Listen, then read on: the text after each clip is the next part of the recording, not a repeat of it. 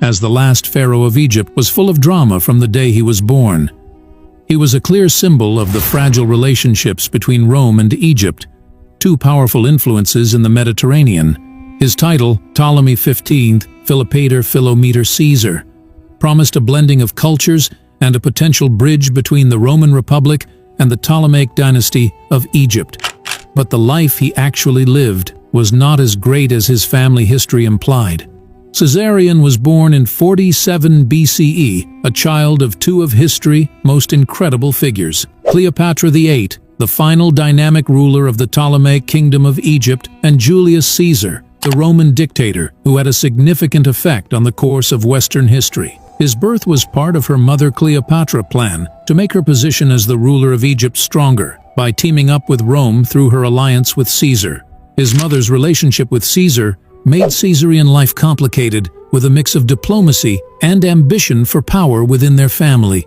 After the Caesar assassination in 44 BCE, Cleopatra went back to Egypt with her son. They ruled together as leaders, trying to keep Egypt independent while Rome was having internal chaos. Caesarion had a difficult childhood because of his mother's political maneuvers to keep their reign. Therefore, he was educated in the Greek tradition, learning Greek philosophy, sciences, and arts in the capital of Egypt, named Alexandria, which was a diverse and multicultural place. At the same time, the young pharaoh life took a dramatic turn when Mark Antony came to Egypt in 41 BCE. Antony and Cleopatra first became allies and eventually fell into a romantic relationship. This relationship resulted in the birth of 3 siblings for Caesarion, which made the political situation more complicated. In 34 BCE, Antony declared that Caesarion was the legitimate son and heir of Julius Caesar. Now things took a turn, and Caesarion was declared a threat.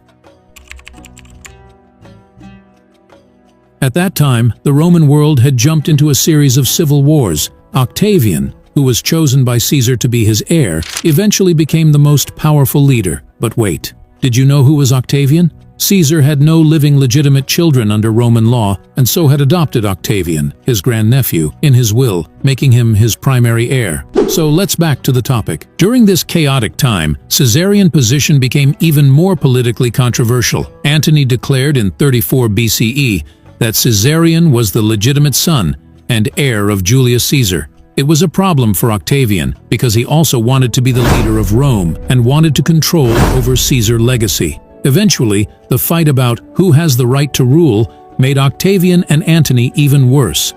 It also made Caesarion a key figure in the struggle for power that would determine the fate of the Roman and Egyptian worlds. On the other hand, Cleopatra and Mark Antony got married and recognized Caesarion as Caesar's son to counterbalance the growing power of Octavian. It was a bold move by the couple, but this marriage also made Caesarion a target. Octavian started a war by saying he was protecting Rome from being controlled by foreigners because he was afraid of Caesarion and his mother's relationship with Antony. Finally, this fight ended in the Battle of Actium in 31 BCE. Octavian won the battle, which led to the downfall of Antony and Cleopatra rule. It was a big fight between the fleets of Cleopatra and Mark Antony against the navy of Octavian, who later became Emperor Augustus. However, the defeat at Actium was catastrophic for Cleopatra and Antony, leading to a devastating loss. In the aftermath, Antony and Cleopatra went back to Alexandria. They wanted to protect Egypt from Octavian's advancing forces, which were coming closer. However, the situation was horrible. Their friends were not as loyal and supportive as before, and Octavian's diplomatic efforts further isolated Antony and Cleopatra. In 30 BCE, Octavian's army entered Egypt, facing little resistance. Antony thought Cleopatra had died, and he killed himself. Cleopatra also chose to kill herself instead of being taken as a prisoner to Rome, because she didn't want to make a deal with Octavian. After the horrifying defeat at the hands of Octavian and the suicides of Cleopatra and Antony, a question arises here: what happened to Caesarion? After Octavian's forces took over Alexandria in 30 BCE, his mother sent Caesarion to India to keep him safe before her suicide. However, Caesarion never reached his destination. Octavian's soldiers caught him. As part of calculating political expediency, Octavian ordered the execution of the 17-year-old Caesarion, allegedly saying that too many Caesars is not good. گەورە و شاهین شاهەکانی ئێران ئەگە ژنەکانیان خوشکی خۆیان بێ یا کچی خۆیان بێ.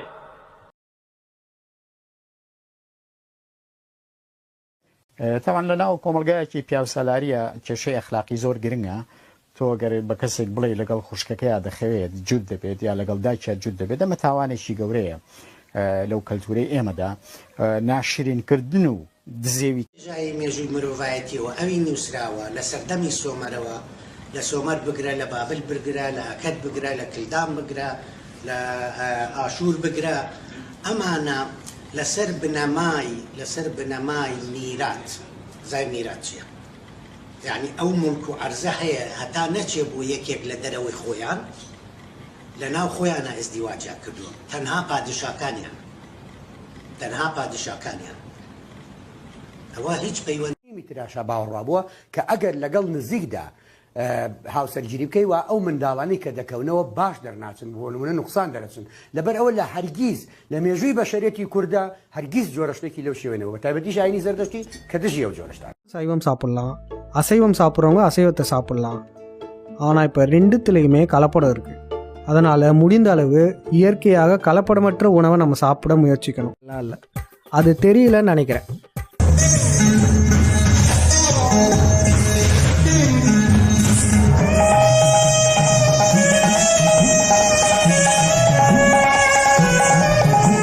இதை நான் சொல்லுங்க ஏமால கோச்சுக்காதீங்க. திராவிடன் ஏட்டிசம்ன்ற வெப்சைட்லேயே வந்து போட்டிருக்காங்க. என்ன சொல்லியிருக்காங்கன்னா வெங்காயம் நிர்வாணமாக ஜெர்மனியில் நின்றது என்பது ஒரு மிகப்பெரிய துறவு நிலையம். இதப்பா அண்டர்வேர் போடாம அப்படி காலை தூக்கி நிக்கிறதா சிதம்பர ரகசியம். அது பாலிச்சை விளைவு அல்ல. அதாவது மகாவீருக்கு அடுத்து இவர் தான் வந்து இந்த மாதிரி செஞ்சாராம். அந்த புகைப்படத்தை வெளியிடும் துணிவு பெரியாரியவாதிகளுக்கு மட்டுமே உள்ளதாம். அழகா அண்டர்வேர் போடாம போறான், அகட்டி காலை தூக்குறா, பிரைஸ் வாங்குற வந்துட்டே இருக்கோம். அழகா அண்டர்வேர் போடாம போறான், அகட்டி காலை தூக்குறா, பிரைஸ் வாங்குற வந்துட்டே இருக்கோம். பாத்தீங்களா, இதுதாங்க இவங்களோட பகுத்தறிவு. ஆதிகால மனிதன் கூட தன் உடலை மறைப்பதற்கு இலைகளை பயன்படுத்தலாம். ஆனா இவங்க இருக்காங்களே, இப்ப சொல்லுங்க, இந்த தத்துவ வடிவம் ஆபாசமானதா இல்ல இது ஆபாசமானதா? இப்படியே போ, உன்னை வீட்லயும் சேர்க்க மாட்டாங்க, ஊருக்குள்ளேயும் சேர்க்க மாட்டாங்க. நாய் கண்டா விடவே விடாது, ஓடி போய் சுடுகாட்டுல படுத்துக்க. அடுத்த வருஷம் இதே மாசம் இதே தேதி இதே ஈயத்தை ஒரு சமாதியில வந்து பூசுறேன். போடா. நல்லா கேட்டுக்கிட்டீங்களா நம்பிக்கை துரோகி? ஐயோ, நம்பிக்கை துரோகி நான் சொல்லல, அதுவும் கூகுள் தான் சொல்லுது. அதனால் நீங்க என்ன திட்டக்கூடாது, கூகுளை போய் தான் திட்டணும். இனிமேலும் இந்த ஆரிய கதைகளை கொண்டு தமிழர்களை குழப்பி விடலாம் நினைச்சிடாதீங்க திராவிடர்களே. ஏன்னா இது சத்தியயுகம். நீங்க கிளம்ப வேண்டிய நேரம் வந்துருச்சு.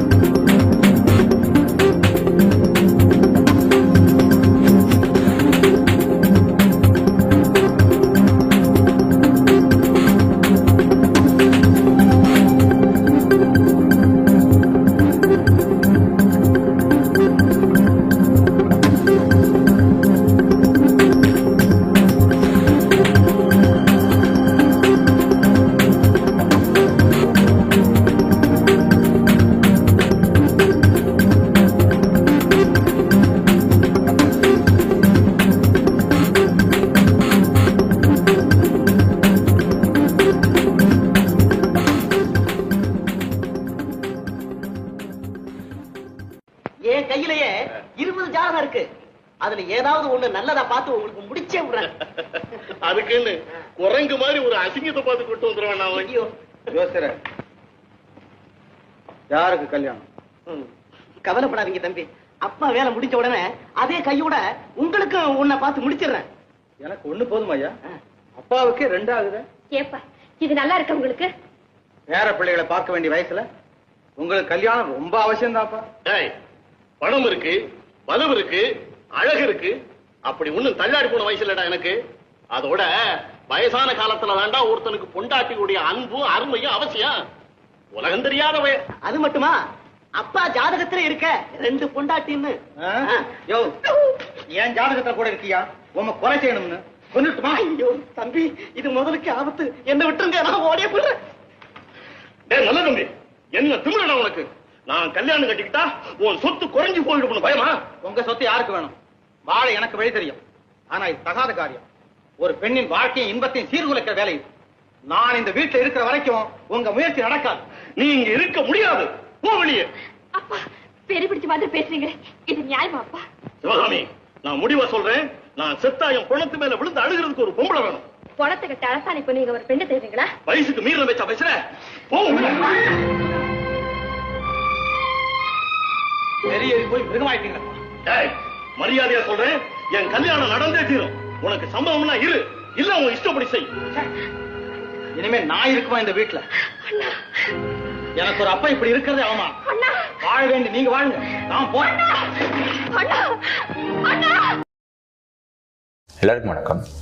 தமிழர்களின் புத்தாண்டு சித்திரை மாதமா தை மாதமா அப்படின்ற ஒரு டிபேட் வந்து அப்பப்போ ரைஸ் ஆகும். இப்போ டிஎம்கே ஆட்சிக்கு வந்திருக்காங்க. ஸோ கண்டிப்பாக வந்து தை மாதத்துக்கு மாற்றுறதுக்கான பிளான் இருக்குது, இல்லை மாற்றிட்டாங்க அப்படின்ற மாதிரியான டாக்லாம் நம்ம பார்க்குறோம். நம்ம தமிழ்நாட்டில் சாதாரண மக்களை யாராவது ஒருத்தவங்களை கூப்பிட்டு தமிழ் மாதங்களை சொல்லுங்கன்னு சொன்னீங்கன்னா சித்திரை, வைகாசி, ஆனி, ஆடி, ஆவணி, ஐப்பசின்னு வரிசையாக சொல்லுவாங்க. மாதங்களுக்கு எப்படி பெயர் வந்திருக்கும் அப்படிங்கிறத இப்போ பார்க்கலாம். ஜனவரி, ஜானஸ், தொடக்கங்களின் கடவுள், நம்மளுடைய முதல் மாதம். பிப்ரவரி, பிப்ருவா, சுத்திகரிப்பின் கடவுள் அப்படின்னு சொல்றாங்க. மார்ச், மாஸ், செவ்வாய்க்கான மாதம் அப்படின்னு சொல்றாங்க. ஏப்ரல், ஆப்ரோடைட், கிரேக்க காதல் தெய்வம் அப்படின்னு அழைக்கிறாங்க. மே என்னன்னு பாத்தீங்கன்னா மையா, வசந்தத்தின் தெய்வம் அப்படின்னு சொல்றாங்க. இந்த ஜூன் மாசம் ஜூனோ, கடவுள்களின் ராணி அப்படின்னு அழைக்கப்படுது. அதே மாதிரி செப்டம்பர் 7ஆம் மாதம், அக்டோபர் 8ஆம் மாதம், நவம்பர் 9ஆம் மாதம், டிசம்பர் 10ஆம் மாதம் அப்படின்னு சொல்லப்படுது. ஆனா இன்னைக்கு இருக்கக்கூடிய வழக்கத்துல டிசம்பர் 12வது மாசமா தானே இருக்கு. எப்படி இது 10வது மாசம் அப்படின்னு யோசிக்கிறீங்களா? அதுக்கு ஒரு கதை இருக்கு. இடையில ஜூலியஸ் சீசர் மற்றும் அகஸ்டஸ் சீசர் இவங்க என்ன பண்ணிருக்காங்க அப்படின்னா முறையே ஜூலை மற்றும் ஆகஸ்ட் மாதங்களை இடையில இணைச்சிருக்காங்க. அதனால looking at identities and then killing somebody, that's a message. Also sending a message, killing somebody, that's a message. Also sending a message to the Prime Minister of our country. Why? Because Muslims are feeling weakened. The minorities are feeling weakened. When you're going to stop minorities or Muslims from basically saying their prayers on spilling over from their mosque to the road or on roofs of their homes, or you have a survey of the mosques that, you know, there's a temple under that or there's a statue under that, or you tell them that Babar and Aurangzeb, negative thoughts about that. Yes, there'll be a divide and people will not appreciate that. There'll be a divide and people will not appreciate that in our country. This is the most shameful, atrocious utterance done by the Congress party, by Robert Vadra, at the behest of Sonia Gandhi and Rahul Gandhi, in a sense to defend the Pakistani terrorists, to give them a clean sheet, to whitewash this crime of Islamic jihad, and to blame Hindus and to justify the terror. And the totally condemnable statement coming from Mr. Robert Vadra. What kind of sensitivity towards the victims of this dastardly terrorist attack? On the one hand, the Congress party's national president holds a press conference to say that they are with the government. On the other hand, Mr. Vadra, who's from the Nehru Gandhi family, is coming out with such a statement, trying to do not only this dirty level politics, but at the same time speaking the language that we often hear from terrorists, giving a justification for the attack.